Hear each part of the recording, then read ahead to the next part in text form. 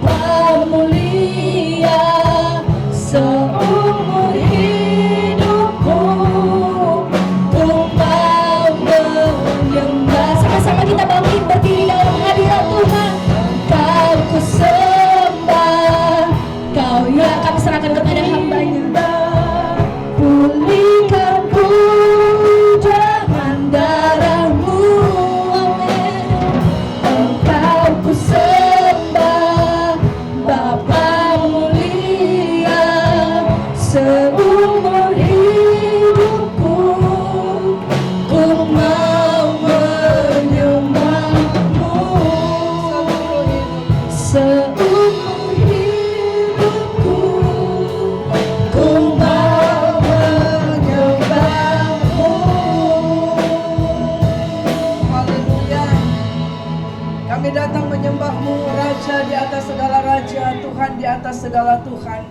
Kami menyadari kami ada sampai dengan hari ini adalah karena kekuatan Tuhan yang berlimpah-limpah di dalam bencana tanah liat ini yang rapuh ini, Tuhan. Kami ada pada hari ini karena diteguhkan oleh kuat kuasa Roh-Mu yang kudus, sehingga kami boleh ditabahkan menghadapi apapun dalam tantangan hidup kami. Terima kasih ya Tuhan. Kami mau dibaharui kekuatan kami pada hari ini. Kami rindu dibaharui dan dikuatkan, dipulihkan kembali pada hari ini ya Tuhan. Oleh darah-Mu yang berkuasa, oleh darah Yesus yang menyucikan hati, pikiran, jiwa kami, yang melayakkan kami datang memuji dan menyembah-Mu dan mendekat kepadamu, masuk sampai ruang yang maha kudus. Karena segala tembok itu, segala tirai itu telah dipatahkan, telah dirobekkan, sehingga kami boleh mengakses langsung masuk ke dalam ruang-Mu yang maha kudus, memanggil Engkau ya Bapa, ya Abah. Terima kasih ya Tuhan. Kami sambut firman-Mu dengan bersukacita. Dalam nama Yesus kami berdoa dan bersyukur. Haleluya. Sama-sama katakan amin. Tidak tergantung dari orang lain yang menguatkanmu, tapi tergantung bagaimana Tuhan bicara kepadamu, menguatkan engkau dan merespon firman Tuhan. Kita akan bangkit berdiri. Kita akan baca kitab Yoel pasal yang ketiga, ayat 9 sampai dengan ayat yang ke-21. Berkat untuk umat Tuhan. Maklumkanlah hal ini di antara bangsa-bangsa, bersiaplah untuk peperangan, gerakkanlah para pahlawan, suruhlah semua prajurit tampil dan maju.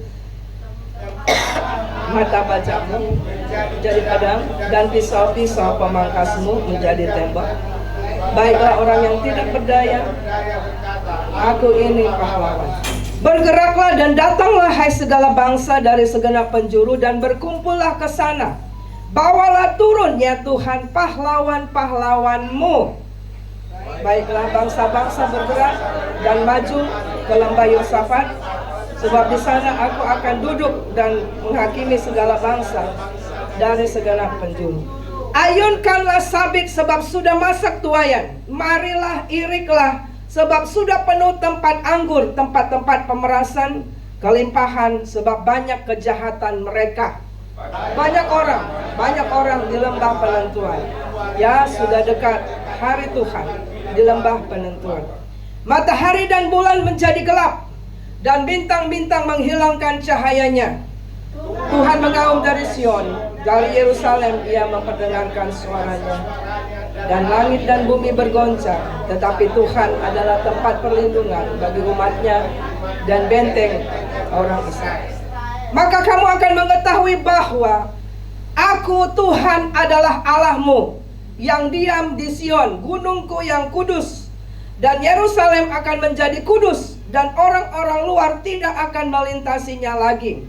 Pada waktu itu akan terjadi bahwa gunung-gunung akan meniriskan anggur baru, dan bukit-bukit akan mengalirkan susu, dan segala sungai Yehuda akan mengalirkan air. Mata air akan terbit dari rumah Tuhan dan akan membasahi lembah Sin. Mesir akan menjadi sunyi sepi, dan Edom akan menjadi padang gurun tandus, oleh sebab kekerasan terhadap keturunan Yehuda, oleh karena mereka telah menumpahkan darah orang yang tidak bersalah di tanahnya.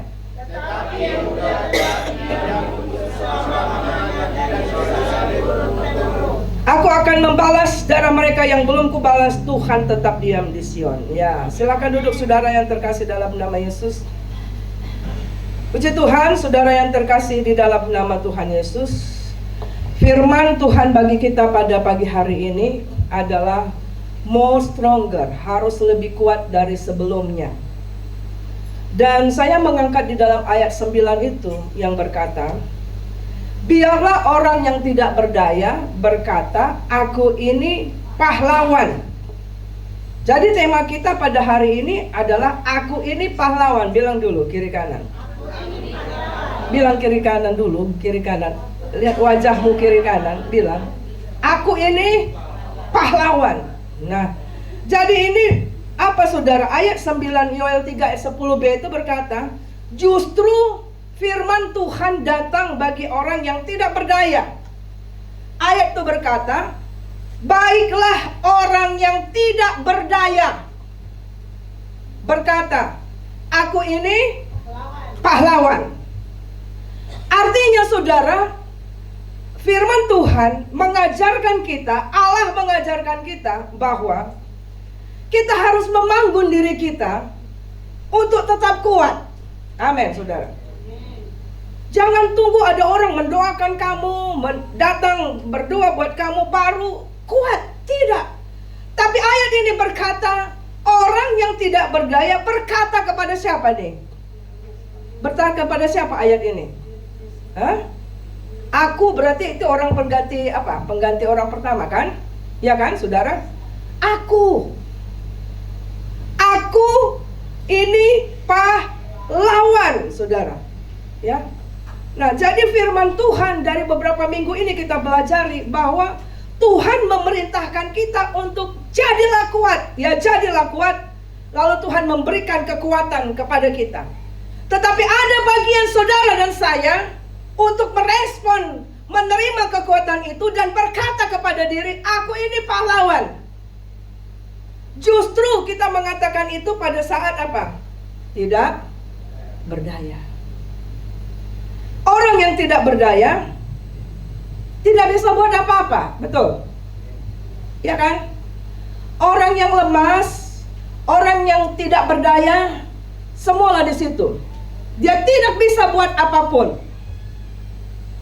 Dan dia pasti tidak bisa menghadapi tantangan, tidak bisa menghadapi peperangan dalam hidupnya, masalahnya. Dan ketika kita baca dalam kitab ini, saudara, dalam Yoel 3 ini, ayat yang ke-9 itu disebutkan bahwa orang yang tidak berdaya, yang tidak mau kuat di dalam Tuhan, yang tidak mau berkata, aku ini pahlawan, bukan pecundang, orang itu tidak akan pernah dapat berkat. Judul tadi itu berkata, berkat Tuhan atas umatnya. Tetapi ayat 9 dan 10 dikatakan apa? Itu bagi orang yang berkata kepada dirinya, dalam dia tidak berdaya, dalam dia berbagai masalah, dia harus katakan, aku ini pahlawan. Orang yang demikian yang akan tetap mengalami lawatan Tuhan, berkat atas dia. Tetapi kalau pilihan saudara seperti minggu yang lalu, memiliki mental korban. Mental korban itu berbicara apa? Aku yang paling malang, aku yang paling tidak beruntung hidupku. Seharusnya orang yang memperhatikan aku, seharusnya orang mengasihani aku, orang yang menolong aku. Kalau kita ada dalam kondisi seperti itu, orang yang demikian tidak akan bisa memenangkan pertandingan hidupnya. Ya. Makanya minggu lalu kita belajar dalam 2 Korintus 8 ayat 2, jemaat Makedonia disebutkan di sana, saudara. Yaitu apa, saudara? Selagi dicobai di dalam pelbagai penderitaan, mereka bersuka cita, sukacita mereka meluap. Saudara, ya. Jadi mereka bukan bergembira karena dapat lotre, saudaraku. Bukan karena dapat rezeki yang melimpah. Justru di dalam 2 Korintus 8 ayat 2 itu disebutkan, mereka bisa bersuka cita selagi dicobai. Minggu lalu kita bahas bahwa artinya sedang mengalami persoalan demi persoalan, silih berganti dan menderita, lalu dikatakan sangat miskin. tetapi mereka bersukacita, konsisten, tetap kuat melayani Tuhan dan memiliki hati yang kaya akan kemurahan Allah. Ya. Nah, saudara, di dalam Yoel 3 ayat 9 sampai 10, di dalam terjemahan yang lain, firman Allah yang hidup itu disebutkan, biarlah orang yang lemah menjadi kuat. Itu maksudnya.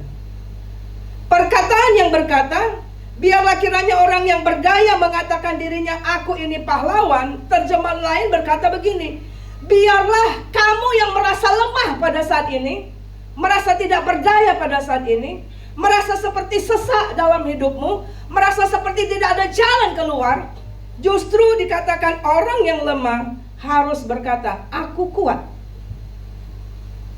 Amin, saudara. Ya. Tetapi ayat 14 di situ dikatakan banyak orang di lembah penentuan. Di dalam terjemahan yang lain dikatakan banyak orang yang hanya menunggu, tidak mau ngambil keputusan untuk bergerak maju. Banyak orang yang hanya mengasihani diri sendiri. Itu saudara. Padahal tidak sadar hari Tuhan sudah dekat. Ini masa percepatan, saudara. Ini masa penyaringan, saudara. Ini masa pemurnian, di mana dikatakan semua akan digoncang. Jadi kalau kita seperti Yoel 3:14, kita hanya menunggu belas kasihan Tuhan, tidak mau merespon, tidak mau maju. Kita berkata, aku yang paling lemah, aku yang paling tidak beruntung, masa laluku begini, tidak mungkin berubah, demikianlah takdirku dan sebagainya. Saudara, firman Tuhan tidak bicara takdir, karena Tuhan sanggup mengubahkan. Tergantung bagaimana engkau merespon dan keluar dari sana. Tuhan telah berkata, ya, jadi kuat, jadi kuat, dalam kitab Hosea. Dan Tuhan memberikan kekuatan kepada Daniel. Kalau Tuhan sudah melimpahkan kekuatan dan Tuhan katakan, ya jadi kuat, tetapi kita tidak merespon, dan kita katakan, yes Tuhan aku kuat, saudara tidak akan kuat. Itu maksud ayat ini. Padahal sekali lagi kita katakan, saudara, hidup kita berjalan terus. Itu harus kita alami. Dan kalau kita melihat di sini, saudaraku, lihatlah, Tuhan bilang begini, kalau engkau tahu kedatangan Tuhan kapan, adalah lihat kalau tunas itu telah bertunas. Apa itu? Israel, saudara. Bagaimana nanti, dan kita melihat ini sudah terjadi, saudara, ya. Di dalam kitab Yehezkiel 38-39 dikatakan, nanti akan ada orang dari utara, bangsa-bangsa akan melakukan penyerangan sampai terjepit. Dari timur dan barat juga akan terjadi. Itulah nanti akan terjadi namanya perang Gog dan Magog, sekutu-sekutunya, ya. Tetapi pada waktu itu hanya Tuhan yang memberikan kemenangan kepada mereka. Ini sedang terjadi, saudara, dan tinggal menunggu percepatan. Jadi kalau kita masih hidup dengan memperhatikan, hanya mengasihani, belas kasihan, mengasihani diri sendiri, kita tidak mau keluar, kita tidak mau maju, kita tidak mau kuat, dan kita tidak berbuat apa-apa. Tidak mau ke gereja, tidak mau doa, tidak mau mencari Tuhan. Wah, ketika sangkakala Allah berbunyi, pasti kita akan tertinggal. Karena itu, saudara, akan terjadi rapture, pengangkatan. Itu yang disebutkan hari Tuhan sudah dekat. Orang yang kuat artinya dia selalu memandang kepada Allah seperti jemaat Makedonia. Walaupun dia mengalami banyak pergumulan dan persoalan, tapi dia connect tetap sama surga. Dia tidak melihat bahwa masalahnya itu besar, tapi Tuhanku lebih besar dari sana. Saudara yang dirkati dalam nama Yesus, berkat Tuhan untuk umat Tuhan hanya akan jadi bagi mereka yang menjadi pahlawan. Artinya apa, saudara? Pahlawan itu adalah yang kuat dan menang dalam peperangan hidupnya. Galatia 6 ayat 9 dikatakan, kamu menabur dan kamu akan menuai jika kita tidak menjadi lemah. Jadi apa yang kamu tabur tidak akan bisa kamu tuai kalau kamu lemah. Kalau kita patah semangat dan putus asa. Begitu saudara. Misalnya nih, kita menabur di sawah, ya kan, banyak tantangan segala macam. Lalu kita menyerah di tengah jalan. Ada hujan sedikit, ada petir sedikit. Udahlah, berhenti aja. Gak mungkin kita bisa menuai. Anak-anak yang sekolah misalnya, ada tantangan. Payah kali ujian ini, gak bisa aku jawab ini. Udahlah, berhentilah, keluar aja. Padahal hanya gara-gara satu tantangan itu, gak mungkin dia akan bisa lulus, naik tingkat ke misalnya SMP ke SMA, SMA ke perkuliahan. Gak mungkin dia menuai itu. Segala yang sudah dilakukannya selama 3 tahun sekolah pasti batal, karena di tengah jalan dia berhenti. Demikian saudara yang mengalami goncangan dalam nikah rumah tangga saudara 1-2 bulan, saudara berdoa untuk keselamatan pembelaan Tuhan bagi rumah tanggamu. Tetapi di satu titik kau katakan, udahlah, biarin aja. Padahal tinggal sedikit lagi Tuhan akan sanggup pulihkan. Nah itu saudara. Nah, mari kita akan belajar saudara, bagaimana aku yang tidak berdaya ini bisa tetap jadi pahlawan. Amin saudara. Kita yang dari daging ini memang akan ada satu masa, karena kita daging ya. Firman Tuhan di dalam 2 Korintus dikatakan, tubuh kita ini bertambah hari, bertambah merosot kekuatannya. Ya kan saudara? Ya. Jadi kalau tambah hari, saudara dikasih juga hidup saudara besok lagi, itu sebenarnya semakin merosot kekuatan kita. Gak kuat lagi saudara ya. Tetapi ketika Tuhan katakan kepada Paulus kepada jemaat di Korintus, walaupun tubuh jasmaniku ini semakin merosot, tapi manusia batiniahku ini dibaharui hari lepas hari. Nah itulah yang membuat orang itu bisa keluar sebagai pahlawan. Jadi kekuatan kita itu bukan datang dari luar, tapi dari dalam. Nah, mari kita akan lihat apa itu arti pahlawan saudara. Pahlawan itu berasal dari kata bahasa Persia. Bahasa Persia sekarang itu bahasa Iran. Ya, orang Iran itu, Teheran itu orang Persia saudara ya. Nah, artinya itu pejuang, bahadur katanya, wirawan gitu ya. Dalam bahasa Inggrisnya herois ya gitu ya. Yaitu orang yang menonjol karena keberaniannya dan pengorbanannya dalam membela kebenaran, atau pejuang yang gagah berani. Jadi yang namanya pahlawan itu saudara, ada keberanian, ada pengorbanan saudara. Nah, makanya saya sebutkan di sini yang slide berikut. Sadarilah, your life is your battle. Hidupmu adalah perjuangan, peperangan. Anak muda, engkau harus berjuang supaya engkau lulus, supaya engkau naik tingkat. Kita harus berjuang dari malas-malas nih. Besok mau ujian, tapi rasanya malas sekali mempersiapkan. Harus berjuang untuk perasaan begitu, sikap-sikap malas itu, supaya kamu keluar menjadi pahlawan di dalam sekolahmu itu. Di dunia kerja juga demikian. Kita akan ada tantangan. Misalnya ada satu tugas yang harus diselesaikan dalam waktu yang cepat, dan ada beberapa pekerjaan, tapi kita harus berjuang di sana. Demikian juga dalam nikah rumah tangga. Tidak ada nikah rumah tangga yang tanpa tantangan.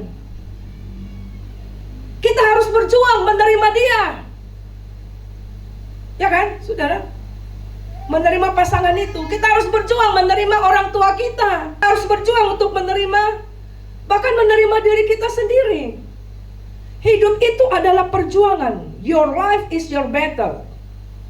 Artinya saudara, kalau yang namanya berjuang, pasti ada tangisan di sana. Makanya tidak ada orang yang tidak pernah menangis. Makanya ketika bayi lahir, dia menangis. Karena dia sedang mengatakan, mulailah sekarang perjuanganku. Kalau dia masih di rahim ibunya, dia nggak perlu perjuangan, ya kan? Kan dibawa-bawa mamanya di perutnya. Dia makan, mamanya makan, dia pun sudah langsung tumbuh kembang. Tapi gitu lahir, dia harus berjuang, minum ASI mamanya. Dia harus menangis kalau pampersnya basah. Dia harus berjuang. Dia bertambah usia, berjuang untuk jalan. Ibu-ibu harus berjuang untuk mengajar dia bisa bicara. Perjuangan. Orang yang akan bisa lewat dari kematian ketika dia sakit adalah orang yang berjuang, bersemangat, saudara. Pejuang itu berbicara ada jerih payah di sana, yang namanya pahlawan. Kalau kita lihat negara kita dulu, tidak ada senjata-senjata yang sekarang seperti ini. Maka apa yang dibuat? Bambu runcing, diambil bambu dihaluskan, kan gitu. Ada jerih payah. Nah, itu artinya kita perlu kekuatan. Pahlawan itu memerlukan hikmat. Pahlawan itu juga memerlukan tim. Indonesia tidak akan mungkin merdeka kalau pejuangnya hanya berjuang sendiri-sendiri. Singamangaraja berjuang sendiri, kemudian di Penogoro berjuang sendiri, yang di mana lagi berjuang sendiri. Indonesia nggak mungkin menang. Tapi karena bergerak menjadi satu tim, maka apa saudara? Menang. Dalam hidup kita juga begitu, saudaraku. Dalam nikah rumah tangga juga begitu. Di dalam pekerjaan juga begitu. Bahwa ini menunjukkan kita nggak bisa hidup tanpa siapa? Orang lain. Jadi jangan sembunyi di hutan. Enggak. Walaupun ada gesekan-gesekan, ternyata kadang orang itu yang bisa menolong kita. Nah, lihat slide berikut. Pahlawan itu lihat seperti Goliat dengan Daud. Daud walaupun kecil, tapi dia tidak takut dengan Goliat yang begitu besar. Dengan perlengkapan perang, dia tidak pakai apa-apa. Dia tetap berani menghadapi musuh. Dia tetap berjuang. Dan dia berkorban. Dia minta hikmat apa? Dia mengingat bagaimana dia waktu ketika dia harus menghadapi harimau-harimau atau singa untuk mengapakan domba-dombanya. Dia ambil batu itu, umban, ya kan saudara. Lalu di dalam Efesus 6 ayat 13, pahlawan itu adalah berkata begini, kita akan tetap kuat dan setelah selesai melakukan segala sesuatu, kita tetap berdiri. Di tengah banyaknya tantangan, di tengah banyaknya persoalan, kita akan tetap tegak berdiri. Ayat itu berkata Efesus 6:13, setelah menyelesaikan. Itulah pahlawan. Nah, pahlawan berarti ada musuh, saudara. Musuh harus kita perhatikan supaya kita tahu bagaimana menyerangnya, bagaimana mengalahkan. Pahlawan kan berarti ada musuh yang dilawan, betul ya saudara ya? Nah, saya menyebutkan ada 3. Yang pertama adalah di dalam Yakobus 4 ayat 4, 1 Yohanes 2 ayat 17. Musuh kita adalah dunia dan keinginannya. Makanya dikatakan, perhatikan dengan siapa kamu berkawan. Dunia dengan keinginannya akan bisa membuat engkau menjadi lemah, akan bisa membuat engkau meninggalkan Tuhan, akan bisa membuat masalah yang tidak benar. Kalau kita lihat apa yang terjadi belakangan-belakangan ini ya kan saudara, Ada suami yang memutilasi istrinya. Lalu kita lihat ada yang pekerjaannya bagus, tapi keinginannya karena hubungannya dengan suami kagak bagus. Lalu datang auditor, dia kasir. Di tempat kerja bisa jatuh cinta. Itulah keinginannya itu, keinginan daging itu, saudara. Tidak mau hidup dalam kekudusan. Akhirnya apa? Ya akhirnya masuklah di cover dia, mati. Ya kan, saudara? Karena keinginan tadi itu, hawa nafsu itu, punya suami, punya istri kok selingkuh. Keinginan. Akhirnya dituain, saudara. Jadi anak muda juga demikian. Kadang engkau gak sadar hidupmu, engkau berikan dirimu sendiri sebagai jerat. Tuhan sudah bilang jangan sama itu, tapi tetap juga. Jangan, dia belum punya pekerjaan, juga dia mabuk, dia juga ngepil. Wah, Tuhan bilang jangan, enggak lah, ganteng dia, ya kan, lumayan, ya kan. Lalu akhirnya, yaitu keinginan daging itu, gak mau dipimpin oleh Roh Kudus. Itu musuh kita. Karena firman Tuhan bilang, kalau kita menjadikan diri kita sahabat dunia, kita menjadikan diri kita musuh dengan Allah. Lalu yang kedua, siapa musuh kita? Matius 10 ayat 36 dikatakan, orang-orang seisi rumahmu. Tapi saya sebutkan, orang yang bagaimana? Jangan nanti saudara pulang langsung ibu pendeta bilang, musuhku seisi rumahku. Mulailah dia berkelahi dengan anaknya, dengan suaminya, dengan orang tuanya, dengan mamanya. Bukan gitu maksudnya. Maksudnya orang-orang seisi rumah yang tidak bertobat. Matius 10 ayat 36. Yang kalau kita baca di dalam kitab 1 Petrus 5 ayat 8, ya, mereka yang dikuasai oleh penghulu-penghulu, roh-roh jahat di udara. Itu makanya ketika engkau selamat, bawa seisi keluargamu dalam pertobatan, supaya jangan perang. Itu loh maksudnya. Musuh yang paling sukar kan adalah seisi keluarga, ya kan? Orang yang paling dekat kan, saudara. Tapi dia akan bisa berubah kalau roh jahat yang mengikat dia itu, kita berdoa dalam nama Yesus, lepaskan. Itu saudara. Lalu musuh yang ketiga adalah disebutkan dan biang kerok dari semuanya, Matius 13 ayat 39 dan 1 Petrus 5 ayat 8, yaitu siapa? Iblis. Iblislah yang menjadi musuhmu. Nah, kalau kita tahu dia adalah apa? Kuasa si jahat, makanya doa pagi, setiap pagi harus masuk dalam doa peperangan. Dan dikatakan usirlah iblis. Usirlah iblis. Jadi yang diusir iblisnya, bukan orang yang di rumahmu diusir. Halo? Jangan usir istrimu. Jangan usir anakmu. Yang diusir apa? Roh yang mengikat dia. Ya. Nah, sekarang mari kita akan belajar apa poin yang membuat kita pada saat kita tidak berdaya, tapi kita bisa kuat. Yang pertama, di dalam Yoel 2 ayat 1 dikatakan, tiuplah sangkakala. Di dalam Yoel pasal 3 juga ayat 1 dikatakan, maklumkanlah. Maklumkan itu artinya apa? Diumumkan. Dalam Yoel 2 ayat 1 dikatakan, tiup sangkakala, maksudnya berteriaklah. Apa yang diteriakkan? Yaitu dalam Yoel 2 ayat 12-17, serukan pertobatan. Jadi yang membuat kita lemah adalah karena kita tidak mau bertobat sungguh-sungguh. Itu sudah. Dan orang-orang di keluarga kita tidak mau bertobat dengan sungguh-sungguh. Jadi ayat ini dikatakan, kalau ingin kuat, serukan pertobatan. Serukan bahwa waktu Tuhan sudah dekat. Cepat bertobat, cepat berpaling. Lalu dikatakan, maklumkan perkumpulan raya. Ayo ke gereja. Ibrani 10 ayat 25 dikatakan apa? Justru jelang kedatangan Tuhan, banyak orang yang membiasakan diri tidak ke gereja. Itu Ibrani 10 ayat 25. Tetapi ayat itu berkata, kita justru harus semakin melakukan lebih banyak lagi dan giat jelang kedatangan Tuhan. Kenapa?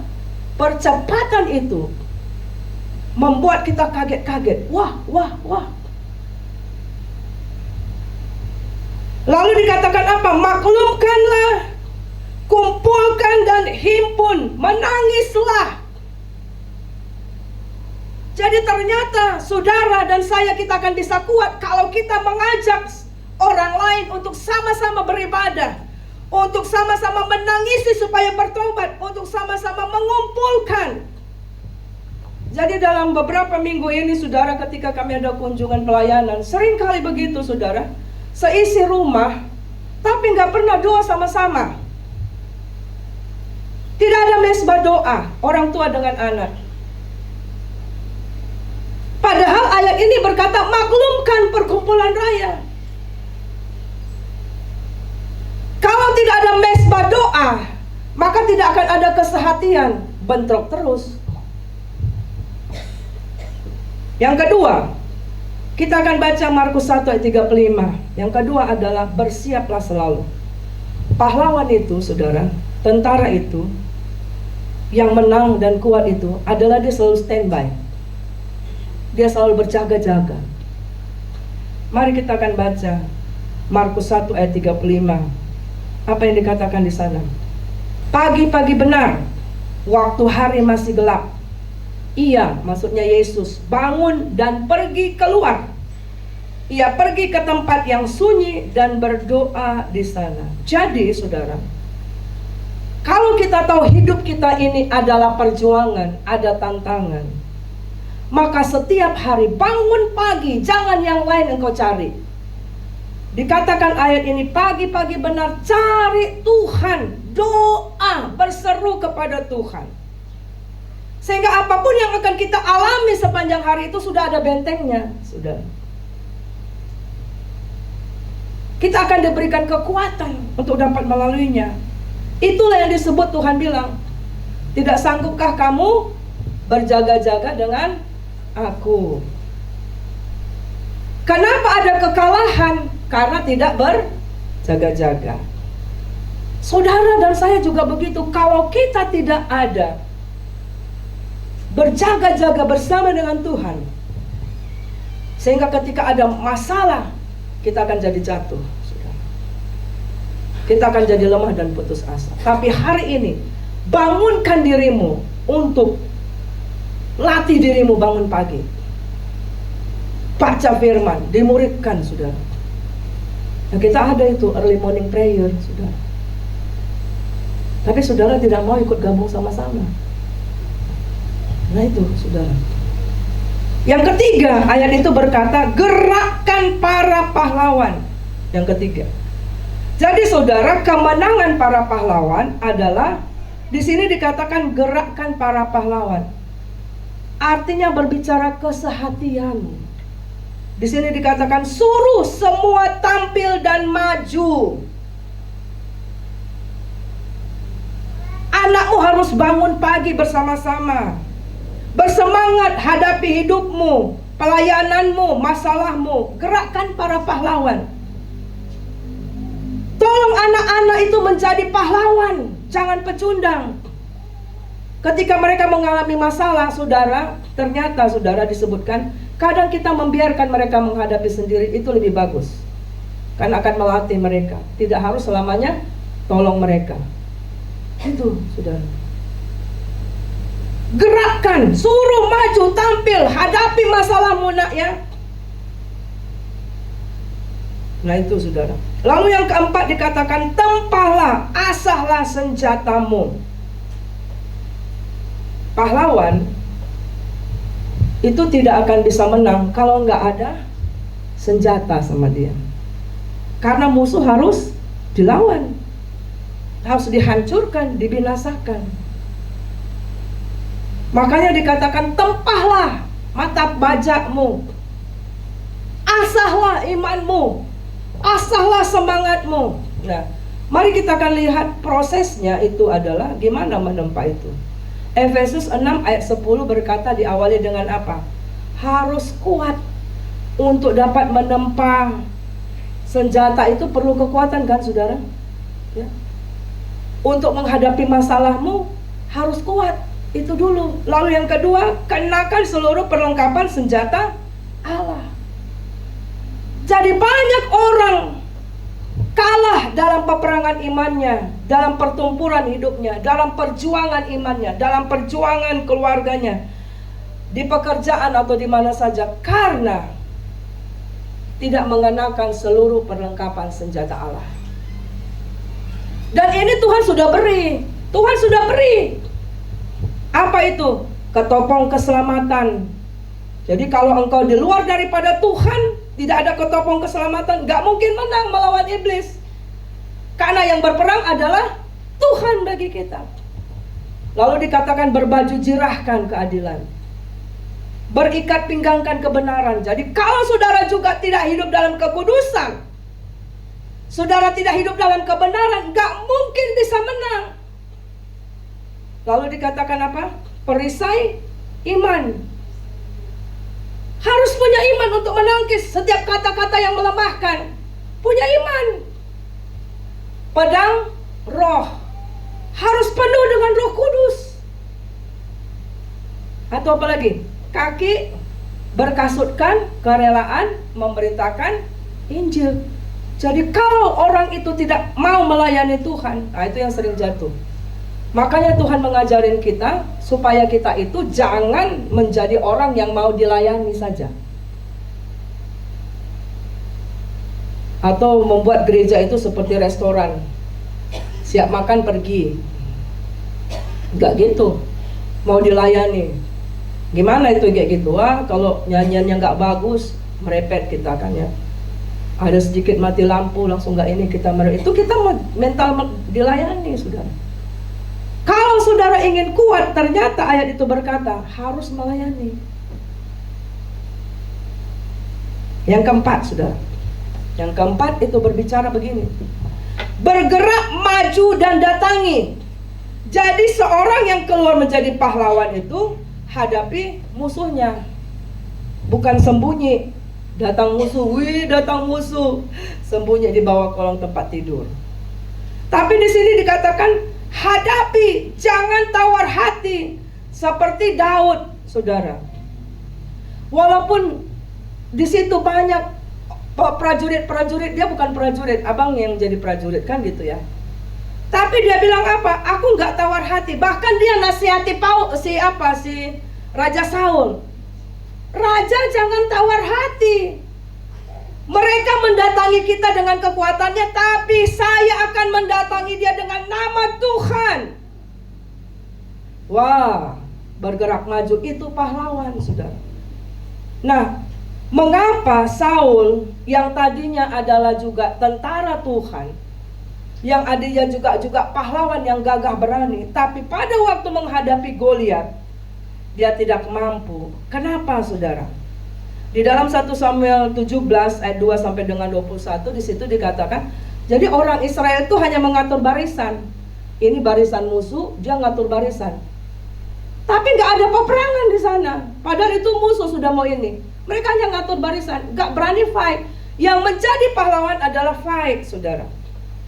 Nah, mengapa Saul yang punya pengalaman militer yang luar biasa pada waktu itu menjadi kecut hatinya, tawar menghadapi Goliat?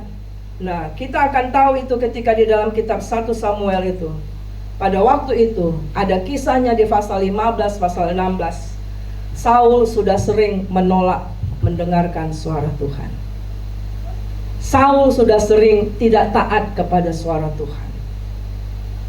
Dan ayat itu berkata, roh Tuhan undur dari Saul.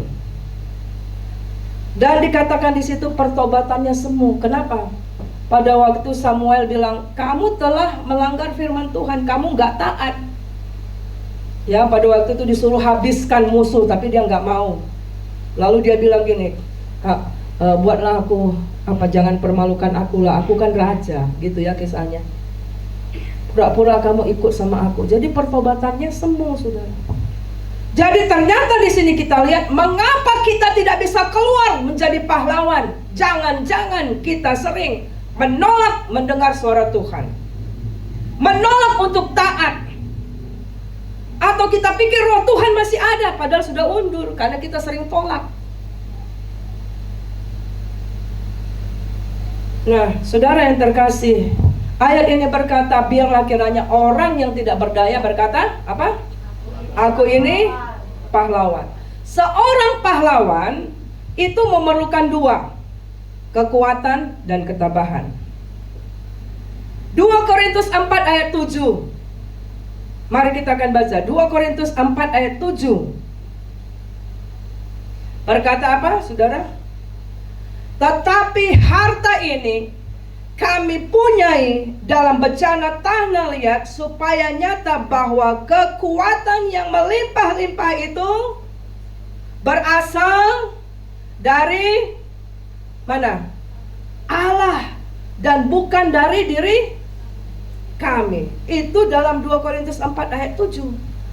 Jadi kalau saudara ingin keluar menjadi pahlawan, sadari bahwa kekuatan kita ini yang melimpah-limpah itu hanya ada di dalam Tuhan. Jadi ketika ada masalah, jangan undur dari pertemuan ibadah. Jangan tinggalkan Tuhan. Justru engkau akan menjadi lemah di sana. 2 Korintus 5 ayat 5 sampai 7, ketabahan.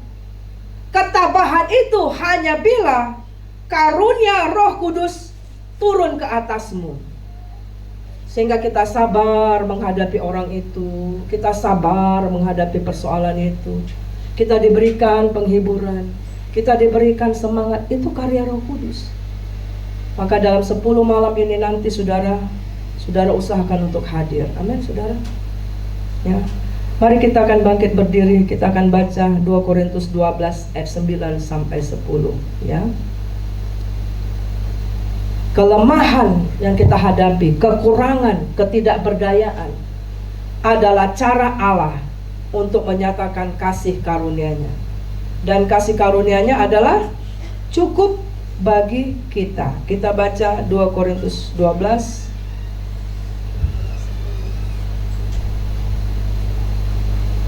ya, kita baca ayat 9 dan 10.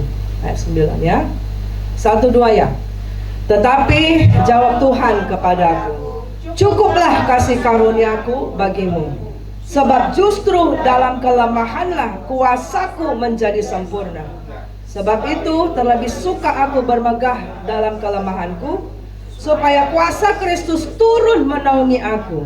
Karena itu aku senang dan rela di dalam kelemahan, dalam siksaan, di dalam kesukaran, di dalam penganiayaan dan kesesakan oleh karena Kristus. Sebab maka aku, ya, jadi sama-sama katakan, aku ini pahlawan. Aku ini pahlawan. Ya, jadi saudaraku, jangan tunggu orang yang datang menguatkanmu. Kita harus berkata, aku ini pahlawan. Amin, saudara. Di dalam kitab Yudas dikatakan, bangunlah dirimu sendiri dalam iman yang teguh. Ya, tim boleh maju ke depan. Saudara, firman Tuhan berkata, kalau Allah sendiri tidak menyayangkan Yesus untuk mati bagi kita, menyelesaikan bagi kita dosa, menyelesaikan bagi kita masa depan di kekekalan, apakah yang lain tidak Dia berikan? Sebab itu bangkitlah, katakanlah kepada dirimu, aku ini pahlawan. Kenapa? Karena ada Roh-Nya di dalammu. Karena Dia telah menyelesaikan itu bagi saudara dan saya. Kalau ku harus berjalan dalam lembah kekelaman, perlindungan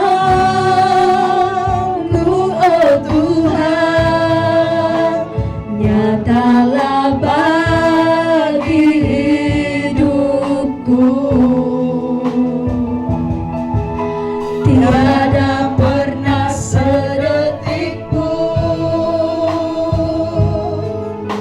tiada pernah kau tinggalkan.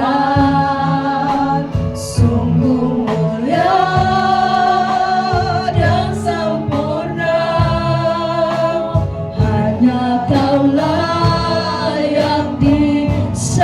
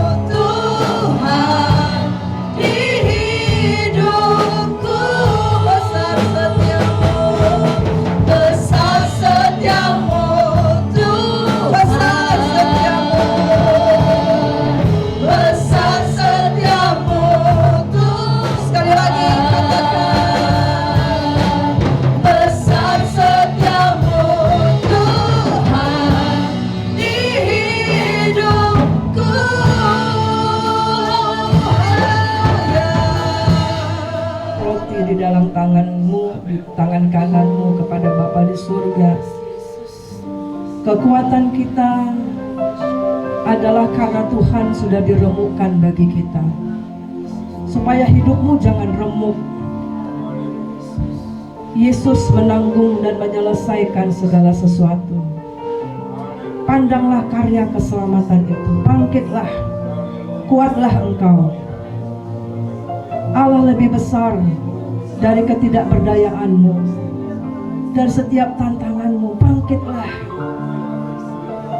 Firman Tuhan berkata, sebab apa yang telah kuteruskan kepadamu telah aku terima dari Tuhan, yaitu bahwa Tuhan Yesus pada malam waktu ia diserahkan mengambil roti, dan sesudah itu ia mengucap syukur atasnya ia memecah-mecahkannya dan berkata, inilah tubuhku yang diserahkan bagi kamu, perbuatlah itu menjadi peringatan akan aku. Ingatlah apa yang menjadi engkau lemah pada saat ini. Yesus telah diserahkan bagi kita. Jangan berbuat dosa lagi. Jangan menjadi lemah dan putus asa. Mari mengucap syukur untuk tubuh Yesus. Terima kasih Tuhan untuk tubuh-Mu. Sama-sama kita boleh memakannya.